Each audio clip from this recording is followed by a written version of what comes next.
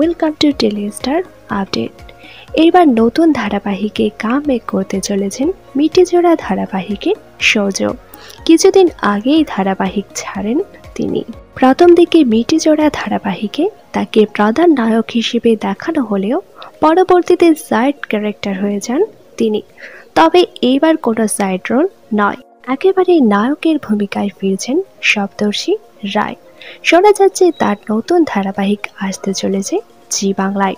Acropolis এন্টারটেইনমেন্টের নতুন সিরিয়ালে প্রথমবার জুটি বাঁধতে চলেছেন অভিনেত্রী তানিষ্কা তিওয়ারির সাথে। এছাড়া তাদের সাথে দেখা যেতে পারে আর্য দাশগুপ্তকে। শোনা যাচ্ছে ত্রিকোণ প্রেমের গল্প নিয়ে আসতে চলেছে এই নতুন ধারাবাহিক। এছাড়া ধারাবাহিকের প্রোমো শুটিং হয়ে গিয়েছে, খুব শীঘ্রই নতুন প্রোমো প্রকাশ করবে চ্যানেল। অভিনেতার নতুন ধারাবাহিকের প্রথম প্রোমো দেখার জন্য আপনারা কারা কারা এক্সাইটেড তা নিচে অবশ্যই কমেন্ট করে জানান।